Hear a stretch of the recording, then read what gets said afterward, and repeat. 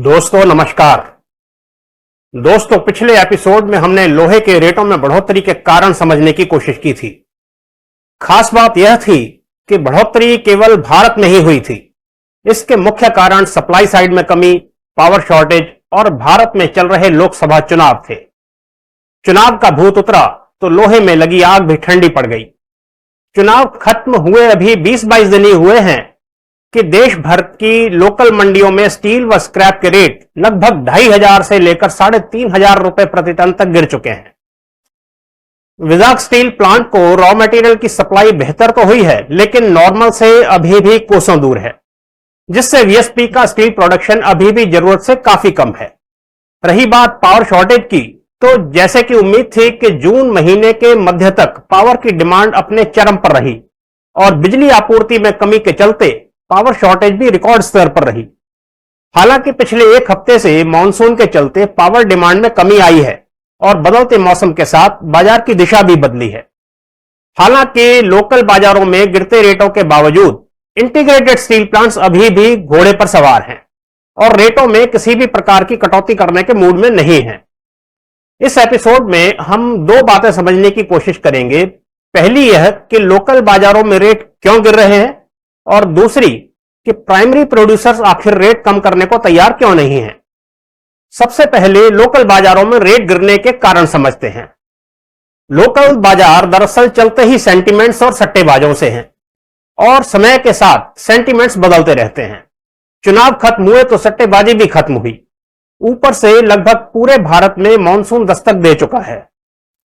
Monsoon season steel sector में बहुत बड़ा रोल प्ले करता है। स्टील सेक्टर ही नहीं, दरअसल मानसून देश की पूरी अर्थव्यवस्था में ही बहुत बड़ा रोल प्ले करता है।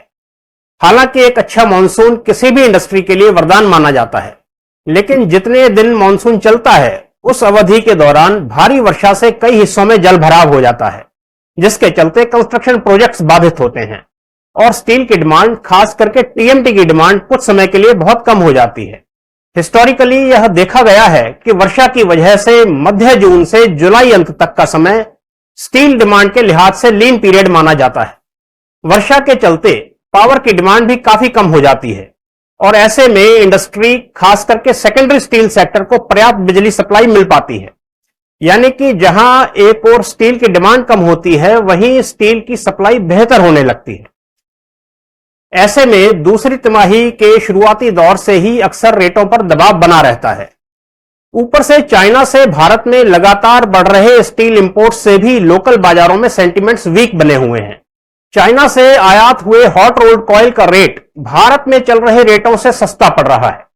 जहां भारतीय बाजारों में एचआरसी का रेट 54,000 से लेकर 56,000 रुपए प्रति टन है, वहीं चाइनीज एचआरसी का रेट 52,000 से 53,000 रुपए प्रति टन पड़ रहा है। इस वित्त वर्ष के सिर्फ पहले 2 महीनों में ही भारत का फिनिश्ड स्टील इंपोर्ट पिछले वर्ष के मुकाबले लगभग 20% बढ़ चुका है। चाइना के अलावा भारत में वियतनाम से भी भारी मात्रा में एचआरसी इंपोर्ट होना शुरू हो गया है और यह चाइनीज स्टील से भी सस्ता पड़ रहा है। अभी पिछले 2 हफ्तों में लगभग 40,000 टन एचआरसी की कंसाइनमेंट्स वियतनाम से $590 सीएफआर प्राइस पर बुक हुई हैं और भारतीय बाजारों के रेटों की तुलना में इसका लैंडेड प्राइस लगभग 3,000 रुपए प्रति टन तक कम है। आगामी कुछ एक हफ्तों में चाइना और वियतनाम से इंपोर्ट्स के ऑफर प्राइसेस में और कमी आने की संभावना है। वहीं दूसरी ओर भारत का स्टील निर्यात पहले 2 महीनों में लगभग 40% तक गिरा है।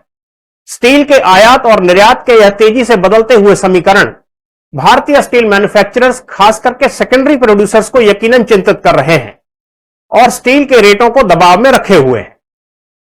जैसा कि हमने कहा, लोकल बाजारों में रेट पिछले 3 हफ्तों में लगभग 2,500 से 3,500 रुपए प्रति टन तक गिर चुके हैं, लेकिन प्राइमरी स्टील प्रोड्यूसर्स ने अभी तक अपने कस्टमर्स को कोई रिडक्शन नहीं दिया है।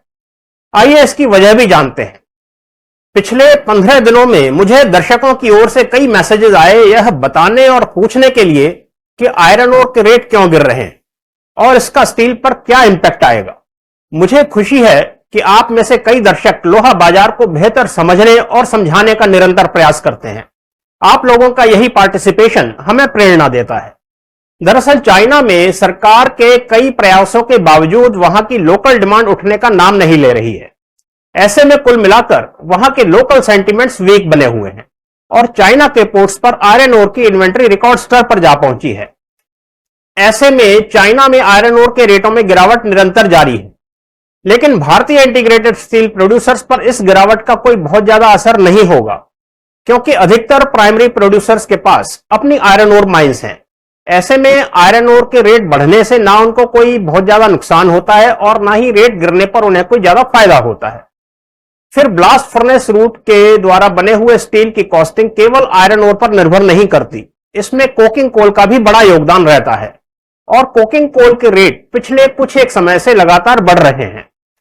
ऐसे में यदि आयरन ओर के रेट कम होने से कॉस्टिंग पर कोई थोड़ा बहुत नेगेटिव इंपैक्ट आता भी है तो वह कोकिंग कोल के रेट बढ़ने से नलीफाई हो जाएगा।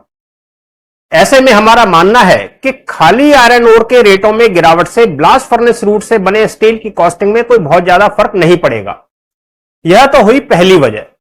प्राइमरी प्रोड्यूसर्स द्वारा रेट कम न करने की दूसरी बड़ी वजह है कि यह सारे प्लांट्स कमोडिटी स्टील के साथ साथ टेलर मेड स्पेशल स्टील भी बनाते हैं और स्पेशल स्टील सेगमेंट में जायसवाल निको के शटडाउन के चलते फिलहाल शॉर्टेज की स्थिति बनी हुई है। जायसवाल निको को मार्केट में फुल फ्लो के साथ लौटने में करीब 1 महीने का समय और लग सकता है। ऊपर से अगले महीने 15 तारीख से टाटा स्टील का जमशेदपुर स्थित वायर रॉड यूनिट भी 20 दिन का शटडाउन ले रहा है। ऐसे में लॉन्ग प्रोडक्ट सेगमेंट जैसे कि लॉन्ग बार्स, वायर रॉड्स वगैरह में शॉर्टेज की स्थिति बनी रहेगी और इंटीग्रेटेड स्टील प्लांट्स की कोशिश रहेगी कि लोकल बाजारों में कमोडिटी स्टील के रेटों में गिरावट के बावजूद स्पेशल स्टील सेगमेंट में चल रही शॉर्टेज का फायदा उठाया जाए और जुलाई का महीना किसी तरह से बिना रेट गिराए निकाल दिया जाए, क्योंकि अगस्त महीने में तो चाहे कमोडिटी स्टील हो या स्पेशल स्टील हो, लगभग हर प्रकार के स्टील की डिमांड बेहतर होनी शुरू हो जाती है। तो ऐसे में स्टील प्रोड्यूसर्स पर रेट कम करने का दबाव केवल 1-1.5 महीने का ही है और इतना छोटा सा समय निकालना उनके लिए कोई बहुत बड़ी बात नहीं है। तो कुल मिलाकर हमें लगता है कि लोकल बाजार अभी फिलहाल 1 महीने तक कमजोर ही रहेंगे और लोकल स्क्रैप के रेट कम होने की वजह से इंडक्शन फर्नेसेस पर रेट कम करने का ज्यादा दबाव रहेगा। वहीं दूसरी ओर प्राइमरी प्रोड्यूसर्स अपने फ्लैट प्रोडक्ट्स जैसे कि hot rolled coils, sheet metals वगैरह में अपने रेगुलर ग्राहकों को डिस्काउंट के तौर पर थोड़ा बहुत रिडक्शन दे सकते हैं। दे कह सकते हैं 1000 से लेकर 500 तक उन्होंने देना शुरू भी कर दिया है, लेकिन उनकी कोशिश रहेगी कि डाउनवर्ड प्रेशर के बावजूद लॉन्ग प्रोडक्ट्स में किसी तरह से बिना कोई सिग्निफिकेंट रिडक्शन दिए मॉनसून सीजन निकल जाए। दोस्तों, यदि हमारा कंटेंट आपके जीवन में तनिक सा भी वैल्यू ऐड करता हो तो आपसे गुजारिश है कि चैनल को सब्सक्राइब करें और हमारे वीडियोस को शेयरिंग के माध्यम से अधिक लोगों तक पहुंचाएं। अगस्त महीने में फिर मौसम बदलेगा, हवा बदलेगी, डिमांड सप्लाई के समीकरण बदलेंगे। उस वक्त एक बार मार्केट रिव्यू फिर कर लेंगे। तब तक के लिए नमस्कार। Don't forget to like, subscribe and share the videos.